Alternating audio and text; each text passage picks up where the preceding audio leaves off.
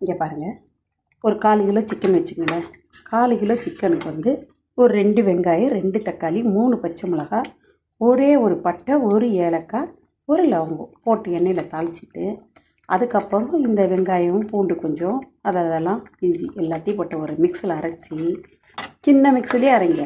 அதுக்கப்புறம் அந்த எண்ணெயில் இதெல்லாம் வதக்கி ஒரு 1/2 டீஸ்பூன் மிளகாத்தூள் போட்டு, சத்தி மிளகாத்தூள், மஞ்சத்தூள் இதை மாதிரி போட்டு கொஞ்சோண்டு குழம்பு மிளகாத்தூள் போட்டு நம்ம என்ன பண்ணுறோம், அந்த சிக்கனை இதில் நல்லா வதக்கி தண்ணி ஊற்றி கொதிக்கும்போது இந்த மக்ருனி பார்த்தீங்களா, இதை போட்டு ஒரு 2 விசில் அதை கலக்கி நீங்கள் எடுத்தீங்கன்னா உப்பு திட்டமாக போடுங்க, ஜாஸ்தி போடாதீங்க.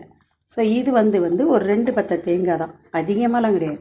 இந்த தேங்காய் பாலை நம்ம இப்படி ஊற்றி நம்ம என்ன பண்ணுறோன்னா, இப்போ நம்ம இதை கலக்கிறோம்.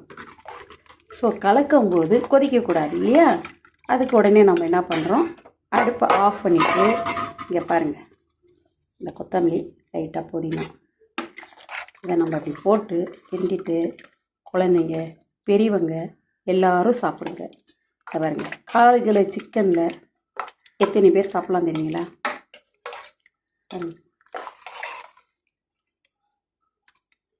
அவ்வளோ நல்லாயிருக்கும். இது சாப்பிட்டு பாருங்களேன்.